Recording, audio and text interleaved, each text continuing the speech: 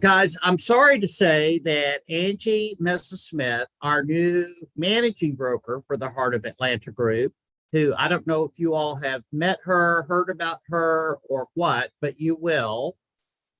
We are making the rounds this month to the individual market centers to introduce her as part of the broker support team that you will have now. It's been a one-man show for the last 2.5 years. And so now I'm finally going to have some help along with Deborah Blue, who fills in for me when I'm out of town. But Deborah is really assigned directly to the Midtown office. But Deborah and Angie and myself as the qualifying broker will be your new broker support team. And Angie, unfortunately, is not feeling well today. She had her flu shot, her COVID booster, I guess, on Saturday. She felt fine yesterday, and today she feels lousy. So she's at home, and she will not be on the call today. But we were going to address for you guys, and we're going to go ahead and get started because it's a little after 12. We were going to address with you guys, and I'm going to address it with you guys, which is probably a lot about what you've heard of in the news about sellers no longer requiring to pay a buyer's broker.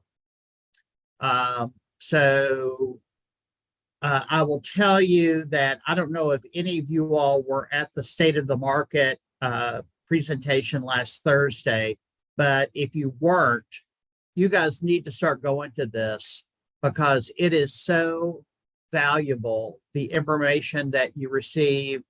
And Brett Caldwell, our operating partner, and Rick Hale and Mark Jones, the team leader at the in-town office, ran the meeting, and they did address this whole issue that's in the news about commissions and sellers not having to pay a buyer's commission. And I wanted to go into that and go over that with you today on this call so that if you had any questions, you could start preparing yourself for what may or may not come down the pike in the future. But we think it's going to be, with some sellers, it's probably going to be an issue when they decide to go ahead and list their house and only pay their listing broker their 3% commission. So what happened was Remax and the parent company of Coldwell Banker, and I think there were some other subsidiaries, brokerages that are under the umbrella with Coldwell Banker. There was a big lawsuit over a seller paid commission for the buyer's broker. And so they spent tons and tons and tons of money in court over this and finally decided to settle. Part of the settlement, they had to agree to say that their sellers no longer had to pay a buyer's broker their commission. And so this was all part of this big lawsuit settlement that came about. And so now, and I will say, y'all are very fortunate that you work with Keller Williams and have Gary Keller at the helm, because Gary, he is all about the agent, and he will fight this till the cows come home to make sure that you guys are protected and your commissions are protected. But you're going to start seeing zero commissions for co-op agents on certain listings. And so the moral of the story is you're going to have a really good value proposition, and you're going to need to sit down with your buyers when you have that initial consultation. And if you don't have that initial consultation, you need to start planning to do so, because the world's changing in terms of how we're going to get paid, and you all are not going to work for free. So part of what buyers are going to have to understand that in the future, they may have to pay your commission for supporting them and guiding them through their housing purchase. And so you're going to have to be prepared with a strong value proposition about what you bring to the table. So I want you all to start thinking about that, and you will hear more about that. And the one thing that I was sorry that Angie couldn't be on this call today is because she runs, for those of you who don't know, she runs a real estate school as well. And so we are very lucky that we will have continued education classes in the market centers where you all can participate in that market center if you want to go and be there in person, or they'll be live streamed on Zoom. Most of the initial classes are going to be, they're going to have a small fee attached to them. And then there will be some that will be no charge, but they're all CE. And the very first class she's going to have, so put this on your calendar because it relates to what we're talking about today, is, let me see, hold on one second. She's going to be teaching a class on November 1st in the Buckhead Market Center on understanding GAR contracts. And then the class that I'm here to promote with you today is in Decatur on Wednesday, November the 8th, from 9:30 a.m. to 1 p.m. And it is on, the class is titled Your Money, Agency, and Brokerage Agreements. And so you will get some really strong words of wisdom there in terms of how to justify your commission with buyers and with sellers.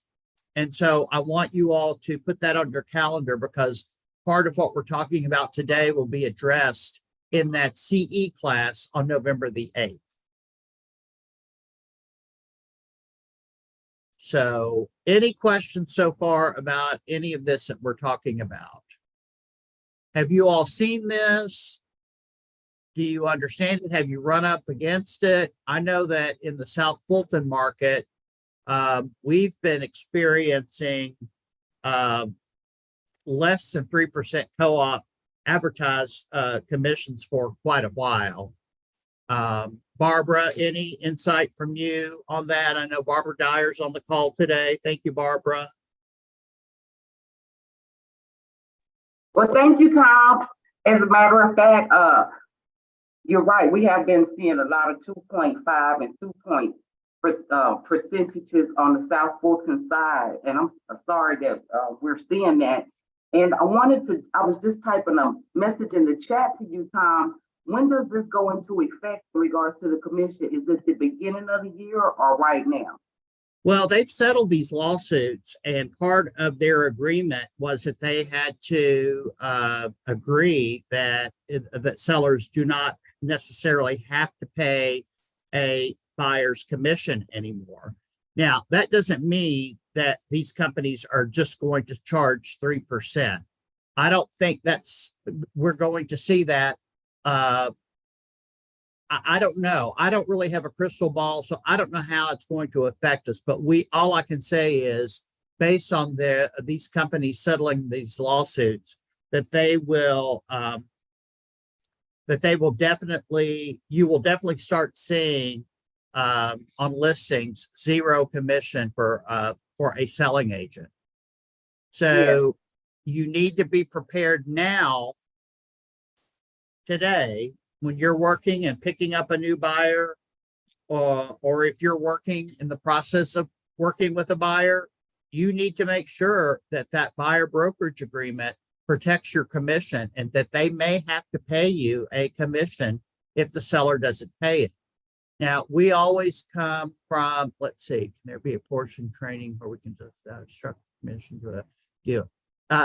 Yeah, Mika had a question about structuring commission into a transaction. And yes, I think Angie will be addressing that in her class on the 8th, but if not, we can definitely, there's going to be a lot of discussion around this, and we will definitely help you all structure that. So let's see, where was I? I got off track here I was reading Mika's question. Anyway, you need to start working with your buyers now and letting them understand that they may have to pay you your 3% commission or whatever you settle on. But guys, don't settle for less than 3%. You're worth every penny of it. You do a lot of work. My challenge to you on this call today is to sit down and write out what you do for a buyer during that transaction. It's not just pulling and sending listings. It's much more involved in that. And we're going to really focus on contract strategies, which is one of the classes that she does. I'm sure that I will also be speaking in team meetings about different strategies. That's one thing I've done in Decatur for a long time, is teach contract strategy sessions on how to deal with what we're dealing with in the market today. But don't delay if you're working with buyers and having them understand that that they may have to pay a commission. In the past, I think it was very easy to say, oh, you don't have to pay me a dime. The seller pays my commission. That's no longer the case. And Tom, can I add something to that? Yes. What I have found is that most buyers come to the table thinking that they have to pay a buyer commission anyway. A lot of buyers don't even realize that the seller was paying commission for their buyers. I have found when I do my buyer consultation. Okay. Well, that's good, because that's going to make your job a whole lot easier if that's their perception. But there are going to be ways to structure. And again, we haven't really had this issue, so I haven't really gotten into the nitty gritty of how we're going to be able to do this in contracts, but there will be ways to do so. Mika, you've got your hand up. Do you want to comment?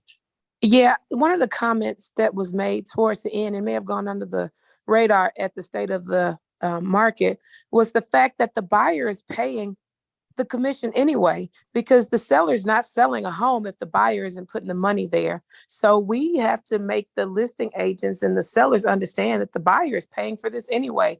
Why not go ahead and pay the buyer's commission? Because if a buyer doesn't come to the table, there's no money for you to sell your house anyway. So I thought that language was so That is impactful. so very true. And they did hit on that. And thank you for bringing that up. I thought that was a very important thing to keep in mind, because the seller is not going to pay a commission, period, if buyer doesn't show up and buy their house. Right. And that's our responsibility as listing agents, is to make sure that our sellers understand that. And we give them that language that you're not selling a house unless a buyer comes to the table. So why not go ahead and put some portion of that commission towards compensating the person who is bringing you the funds to be able to, transfer this deed, this title to somebody else. That's right. That's right. Thank you for bringing that point up. You're welcome. All right, guys. I thought there would be more folks on this call, and I thought there would be more conversation about this, but it doesn't seem to be too much conversation about this. But I just want everybody to know that this is coming down the pike, and it's going to be an issue for some folks, but I don't think it's going to be a total issue for everybody, unless I'm way off base here. Amy, you've got your hand up. Amy Tozer. Yeah, Tony Nastri, I don't know if you saw his post in the Korma Facebook group about how he handles it. And it was just a beautiful script about how he says, I'm trying to remember it. He says to buyers that I will not make you pay the difference, but I will ask you to negotiate with the seller so that the seller pays the buyer brokerage commission. And then he went on to explain how this happened recently. Anyway, I'm going to steal his script from his Facebook post, but it was just Good. a perfect way to handle that.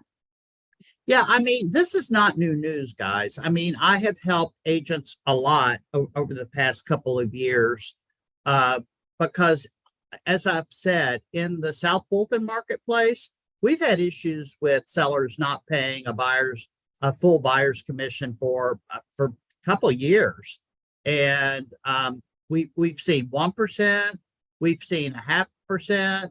I saw one listing that had $1 on there for the buyer's agent.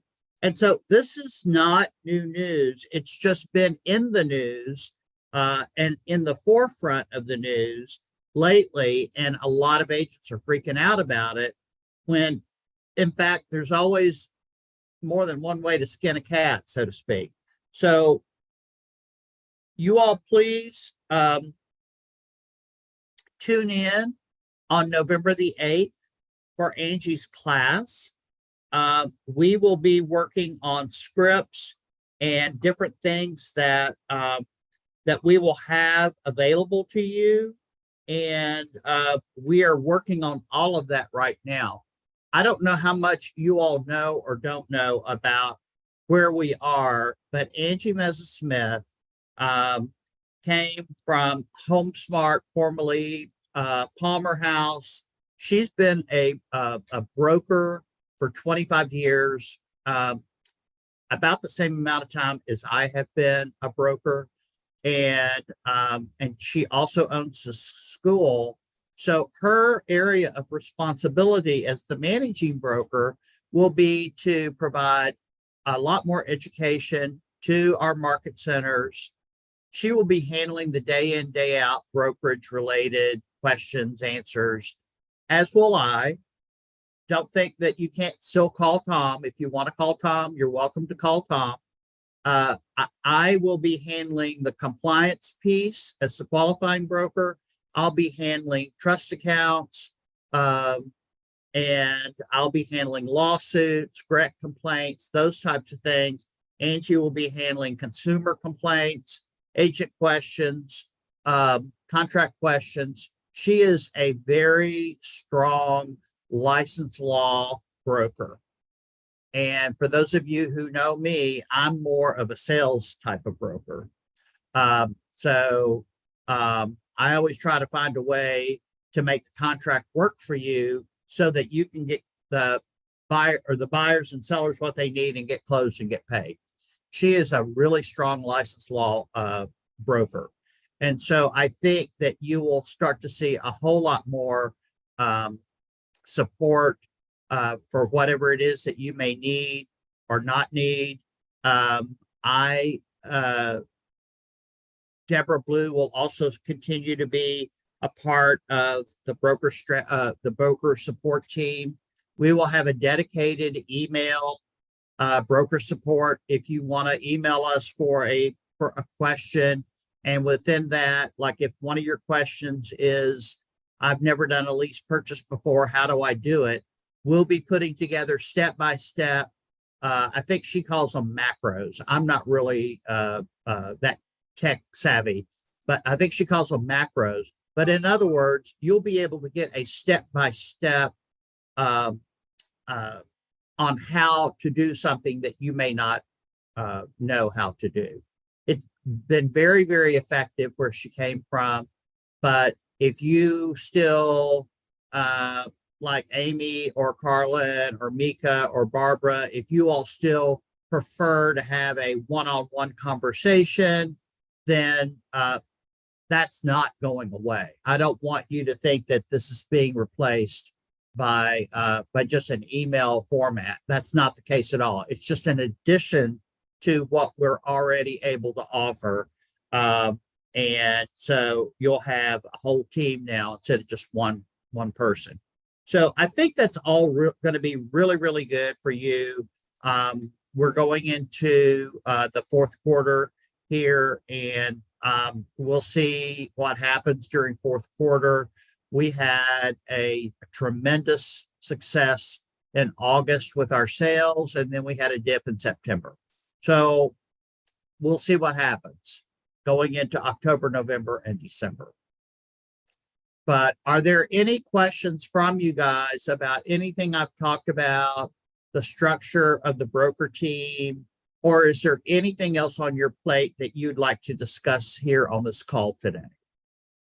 I just have two questions, Tom. This is Barbara. Hey, Barbara. Hey, Tom, I would like to know, are we still going to continue to have broker strategy calls? I'm sorry, you broke Are up we- on me a little bit. Will we still continue to have the broker strategy call? Yes, the broker chat calls will still happen. We have discussed doing them more than twice a month, but I think the consensus is we will just rotate the brokers on the calls. And so this month it's going to be Tom and then Deborah Blue at the end of the month, probably the first part of November.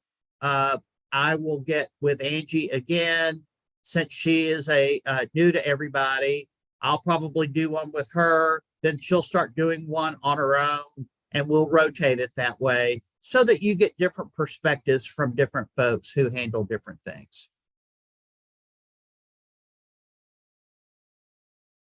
Thank you. You're welcome. But the goal is to give you more support, more classes, more information. But we're not cutting back on anything.